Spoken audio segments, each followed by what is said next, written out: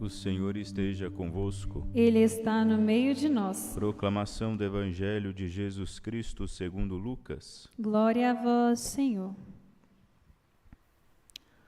Naquele tempo, quando as multidões se reuniram em grande quantidade, Jesus começou a dizer: Esta geração é uma geração má. Ela busca um sinal, mas nenhum sinal lhe será dado, a não ser o sinal de Jonas. Com efeito, assim como Jonas foi um sinal para os ninivitas, assim também será o Filho do Homem para esta geração. No dia do julgamento, a rainha do sul se levantará, juntamente com os homens desta geração, e os condenará, porque ela veio de uma terra distante para ouvir a sabedoria de Salomão. E aqui está quem é maior do que Salomão. No dia do julgamento, os ninivitas se levantarão juntamente com esta geração e a condenarão, porque eles se converteram quando ouviram a pregação de Jonas. E aqui está quem é maior do que Jonas. Palavra da salvação. Glória a vós, Senhor. Caríssimos irmãos e irmãs, Nosso Senhor aqui nos dando esse ensinamento, um ensinamento que responde muitas das nossas perguntas. Afinal de contas, quem não reza, muitas vezes pedindo de Deus um sinal visível, um sinal claro, sinais extraordinários, quem não busca aí, não é? E às vezes até se chateia quando não recebe coisas que fogem do normal, coisas que fogem do cotidiano. Tem gente que quer transformar Deus como se fosse uma espécie de funcionário seu, uma espécie de correspondente, uma espécie de carteiro, né? Que a partir do momento que se demanda um serviço, o serviço tem que ser escutado com um período curto de tempo, com um prazo curto. E não é assim. Muitas das coisas que nós pedimos a Deus, muitos dos sinais que nós pedimos a Ele, Ele já nos concedeu. E não vai nos conceder de novo só porque nós queremos. Não é assim que a coisa funciona. Ele nos deu uma coisa chamada inteligência. Ele nos deu a inteligência para que, por meio da inteligência, nós pudéssemos ver e analisar aquilo que por Ele já foi dito e feito. Todo homem inteligente, quando contemplasse a figura do Cristo, pudesse, por meio dessa mesma inteligência, averiguar se Ele era de fato o Filho de Deus, se Ele era de fato o Messias ou não. O venerável Fulton Sheen, um bispo americano, já falecido, ele diz que Cristo, por Ele ter sido anunciado, ter sido predito, Ele foi capaz de ter sido aferido pela inteligência humana. Houve uma profecia antes de Cristo a respeito dele. Se Deus quer que nós creiamos que o seu Filho veio ao mundo, se Deus quer que nós creiamos que, de fato, aquele que Ele enviou, o Filho do Homem, é o nosso Salvador e Redentor, o mesmo Deus que criou nossa inteligência deveria Ele próprio nos dar condições de ver e de aceitar Cristo como, de fato, sendo Deus. Por isso, Isaías vai falar do servo sofredor, vai dizer no versículo 53 que ele não tinha nem beleza, não parecia nem homem, e, de fato, tudo isso vai encaixar, não é, na pessoa do Cristo, no momento de sua paixão, por exemplo, para que nós, por meio da nossa inteligência, nós conseguíssemos aferir essas coisas. Só que o que é o problema? O problema é que nós, seres humanos, não somos só feitos de inteligência, nós somos feitos de um composto de espírito, alma e corpo. Nós não temos a inteligência, temos as nossas pulsões, os nossos instintos, temos as nossas necessidades, temos as nossas vontades. E é aqui que a coisa às vezes começa a ficar complicada. Porque a inteligência, quando ela é acompanhada de uma pessoa não virtuosa, quando a sua vontade está inclinada para coisas obscuras, ela vai obscurecer a sua inteligência. E o homem, ele não vai conseguir enxergar. Daí aquela frase, o pior cego é aquele cego que não quer ver. Ele tem capacidade de ver, tem olhos, mas a sua vontade é contrária ao sentido da visão. Ele pode ver, mas o seu desejo já pervertido não permite que ele veja. Assim é a geração má e perversa. O que é uma pessoa má? Afinal de contas, não existe abaixo do céu alguém que seja verdadeiramente bom? Não existe. Bom é só Deus. Assim, Nosso Senhor mesmo vai dizer para o jovem rico: ninguém é bom a não ser Deus. Mas o que aqui esse qualificativo, né, de mal, ele faz contraponto a quê? Se ele não faz contraponto a uma pessoa boa, a que tipo de pessoa essa gente má faz o contraponto? Aquela pessoa que tem boa vontade, é o homem de boa vontade. Ninguém é bom, mas muitos podem possuir um coração reto, podem ser capazes da maldade, todos nós somos. Mas a bondade, ela tem ali uma admiração no coração do homem de boa vontade. É a tal do homem bem intencionado verdadeiramente. Agora, o homem mau é que tem um coração pervertido, uma pessoa, no fundo, muito egocêntrica.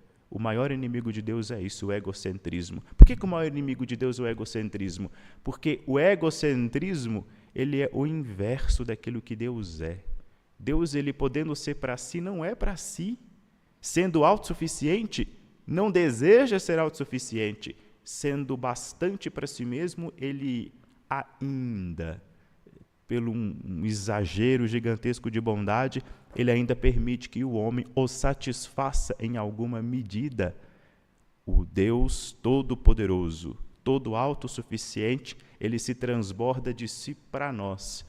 O homem que, ao invés de se transbordar de si para fora, se recolhe em si e quer pegar tudo em seu entorno para satisfazer a si, para servir a si próprio, essa pessoa, ela é serviçal do demônio, faz o papel do próprio Satanás. É uma pessoa má. Tem gente que bem intencionada, e bem intencionada de verdade, querendo fazer alguma coisa boa, alguma boa ação, mas ela vai cometer erros. O próprio São Paulo admite isso, que muitas vezes ele querendo fazer o bem, ele fez o mal. Por quê? Porque ele esqueceu de Deus. Mas tem pessoas que são cínicas e dissimuladas, que preocupados consigo mesmo, fingem fazer o bem. Tem uma fala meio duvidosa, porque no fundo para ela só importa a si mesma. Isso é muito perceptível na ação dos fariseus e dos mestres da lei. Estão preocupados consigo. São inteligentes, têm olhos para ver, mas não vão conseguir enxergar o Cristo. Cristo, ele é o sinal. Assim como Jonas foi o sinal para Nínive. Jonas é um profetazinho qualquer. Ele chega numa cidade, não realizou milagres em Nínive. Ele não fez nada extraordinário. Mas com a palavra que foi dirigida ao povo de Nínive, Jonas alcança daquele povo a conversão. A cidade inteira, como vai dizer as Escrituras, se converteu. Do mesmo modo que, mesmo sem realizar muitos prodígios, milagres, Salomão, pela sua sabedoria, atraiu de uma terra distante a rainha de Sabá. E Cristo vai dizer, aqui está quem é maior do que Salomão, aqui está quem é maior do que Jonas. Cristo não só vai dizer algumas palavras muito mais sábias do que as palavras de Salomão, ele também vai realizar milagres, ele vai realizar atos extraordinários, coisas absurdas ali, vai ressuscitar os mortos, vai ressuscitar Lázaro, que já estava ali há já 4 dias sepultado, quando já ninguém mais tinha esperança de que alguma coisa pudesse acontecer com ele. Ele vai ressuscitar Lázaro, ele vai morrer numa cruz. Este homem, esse Cristo, abnegado de si mesmo, uma vida totalmente voltada para os outros, para o próximo, para nós, para a humanidade, esse Cristo é o sinal, é Ele. Se a gente quer mais uma prova de que a mensagem que Ele traz é verdadeira, não é possível. Se nós analisarmos aquilo que Cristo é, o que significa a sua missão, a gente vai ver que Cristo, ele é um sinal muito maior do que nós precisamos. Cristo, ele, um Deus que se fez homem, e um Deus que se fez homem realiza aqueles sinais prodigiosos com um discurso mostrando uma sabedoria elevadíssima e demonstrando um amor fora do comum, um amor infinito, morrendo por nós numa cruz. Sem necessidade nenhuma de ter feito isso, ele o fez. Que é um sinal da missão de Cristo, que é uma prova de que é amado por Deus, que é algum ânimo para conseguir executar até o fim as suas tarefas. Olhe para a cruz de Cristo. O centurião romano, que era um pagão, ele vai contemplar o Cristo, vocês confiram lá, Marcos 15, 39. Ele vai olhar para o Cristo e vai dizer, verdadeiramente esse era o Filho de Deus. O que Jesus fez por o centurião romano ter feito essa profissão de fé bonita? Nada. Ele só morreu na cruz. Não fez milagre, não ressuscitou ninguém ali, não fez os mortos saírem do chão. Naquele momento, o que o centurião romano viu? Um homem que morre e que antes de morrer pediu perdão pelos que o açoitavam ali. Ele deve ter pensado, o centurião romano, isso aqui só pode ser obra de Deus. Que homem teria condições de suportar tudo que suportou, todos os flagelos que ele suportou, e ainda ali, no alto da cruz, ter a capacidade de dizer: Pai, perdoa-lhes, eles não sabem o que fazem. Nenhum sinal nos será dado a não ser o sinal de Jonas. Nenhum sinal nos será dado a não ser Cristo. Por quê? Porque Deus é mau? Não, porque Ele já esbanjou amor, já desbanjou prova na vida terrena de Cristo. Não, o que nós vamos mais pedir? Como podemos ousar pedir mais alguma coisa quando a gente contempla o Cristo crucificado?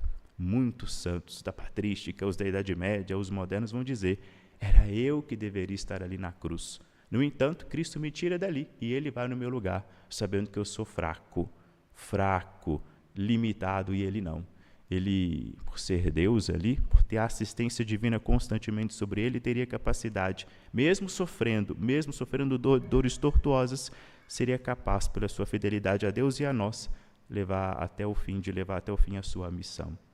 Que o Cristo crucificado, que a sua humanidade, o fato dele ter aberto mão, né, de sua glória, de seus louvores que ele tinha no céu e se feito homem, para sofrer os mesmos flagelos que nós, que tudo isso, que a humanidade de Cristo, que a sua paixão sirva de sinal para nós, para nos dar ânimo, coragem, aumentar a nossa fé e nos impulsionar a devolver esse amor a Ele novamente. Glória ao Pai, ao Filho e ao Espírito Santo. Agora e sempre. Amém.